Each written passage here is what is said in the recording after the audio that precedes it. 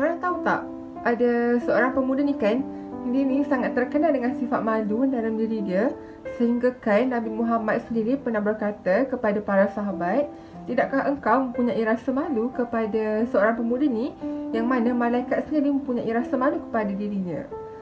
Pemuda yang dimaksudkan oleh Nabi ialah, siapa lagi kalau bukan Saidina Uthman. Istimewanya Saidina Uthman ni, walaupun dia terkenal dengan seorang yang sangat kaya raya, tetapi beruntungnya dia, Allah bagi dekat dia satu sifat pemalu, yang mana sifat ni kita sendiri tahu jarang kita nak jumpa dekat dalam diri orang lain. Okey, ada satu kisah ni dekat mana pada waktu itu kejadiannya dekat dalam rumah Nabi Muhammad. Waktu tu baginda tengah baring-baring, duduk santai. Lalu datangnya Abu Bakar kepada baginda. Abu Bakar pun datang. Nabi nampak ni Abu Bakar datang, tapi Nabi masih lagi dalam keadaan baring dan duduk santai. Abu Bakar pun datang berhadapan dengan Nabi, lalu menyampaikan hajatnya kepada Nabi. Selesai sudah, Abu Bakar pun pulang. Orang yang kedua selepas Abu Bakar datang bertemu dengan Nabi pada ketika itu ialah Umar. Nabi pada waktu Umar datang masih lagi dalam keadaan sama, iaitu baring, duduk santai, berehat. Kemudian selesai sudah, Umar menyampaikan hajat, Umar pun pulang. Orang yang ketiga datang berjumpa dengan Nabi selepas Umar pada ketika itu ialah Uthman.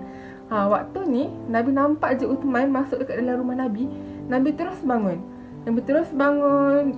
Duduk betul-betul, rapikan pakaiannya. Sehingga kan Aisyah pada ketika itu, isteri Nabi, melihat Nabi berkeluar kuasa begitu, Aisyah jadi hairan. Dan langsung apabila Uthman balik, Aisyah tanya kepada Nabi, "Ya Rasulullah, mengapakah sewaktu datangnya Abu Bakar dan Umar kepadamu, engkau boleh lagi dalam keadaan yang duduk santai dan baring? Akan tetapi mengapa ketika datangnya Uthman kepadamu, engkau segera bangun, lalu memperbetulkan cara duduk kamu dan merapikan diri kamu? Aku jadi hairan ya Rasulullah." Lalu Nabi pun menjawab. Nabi berkata, "Ya Aisyah, tidakkah sepatutnya aku berasa malu terhadap seorang pemuda yang malaikat sendiri mempunyai rasa malu terhadap dirinya?" Kalau tengok, Nabi Muhammad sendiri pun mempunyai rasa malu terhadap Uthman.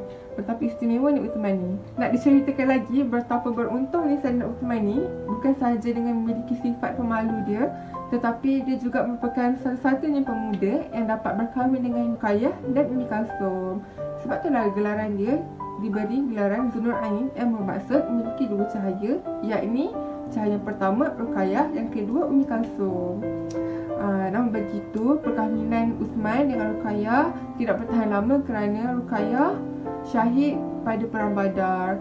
Dan untuk mengubati kesedihan tu, Allah menurunkan wahyu untuk Uthman berkahwin dengan Ummi Kalsum. Nak tambah lagi lah mengenai keistimewaan yang ada pada Saidina Uthman.